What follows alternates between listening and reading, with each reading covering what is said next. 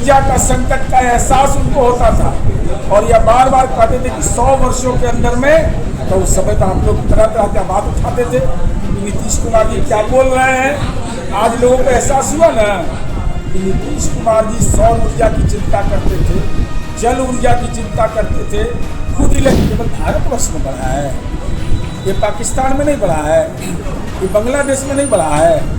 जब पश्चिम एशिया में संकट है और अमेरिका और ईरान और इजराइल के बीच युद्ध की स्थिति है, तो ये केवल पेट्रोलियम का दाम नहीं बढ़ाता है, एग्रीकल्चर प्रोडक्ट का दाम बढ़ जाएगा। जब इलेक्ट्रिक पर रोक लगा दिया तो पुलिस के जाने का औचित्य क्या बनता है?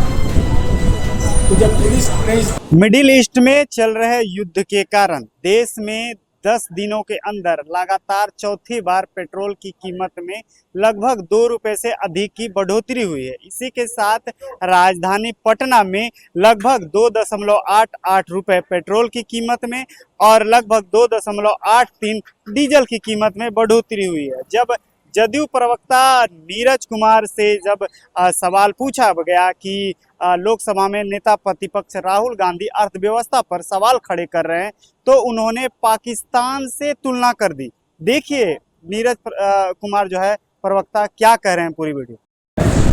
लेकिन इसके बावजूद दुनिया के अंदर ये संकट है तो रास्ता भी हमारे ही पास है। राष्ट्रपिता महात्मा गांधी का वह मंतव्य इस संवाद के माध्यम से ही समस्या का समाधान होगा।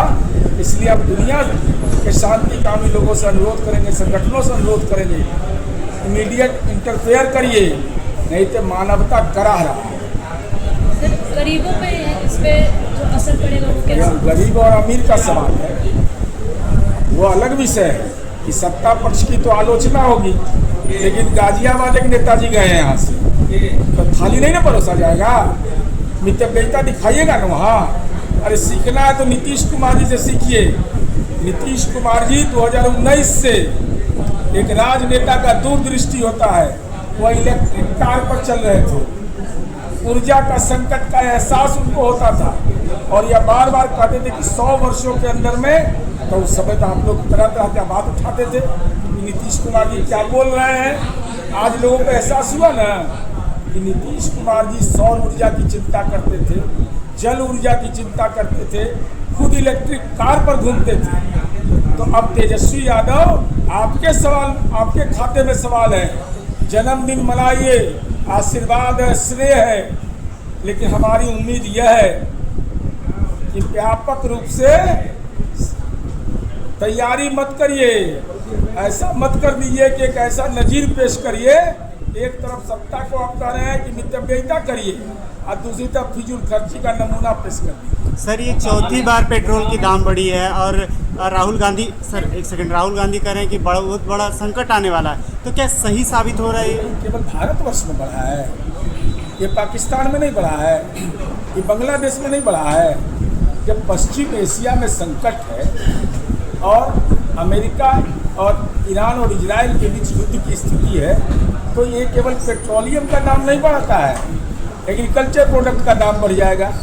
इसके बाद आगे बढ़िएगा तो जीवन उपयोगी सामान का दाम बढ़ जाएगा, ट्रांसपोर्टिंग बढ़ जाएगा, तो ये जीवन को प्रभावित कर रहा है। इसीलिए तो हम अनुरोध कर रहे हैं कि गांधी के रास्ते पर चल करके ट्रंप साहबगण प्रधानमंत्री जी की प्रशंसा कर रहे हैं, भारतवर्ष की प्रशंसा कर रहे हैं, तो राष्ट्रपिता के बताए हुए रास्ते पर चलिए, वो बेहतर नतीजा देगा। सर बीते दिनों मोकामा में सोनू मोनू के घर रेड करने गई पुलिस से पहले पुलिस की तलाशी ले गई, काफी विवरण हो रहा है। नहीं, वो तथ्यगत नहीं पेश किया जा रहा, इस सुविधा के अनुसार लोग तर्क देते हैं। सच यह है जो मैंने जानकारी प्राप्त की, मेरे निर्वाचन क्षेत्र का मसला है कि एक व्यक्ति जो एडवोकेट है उनको कोर्ट ने उनके अरेस्टिंग पर रोक लगा दिया।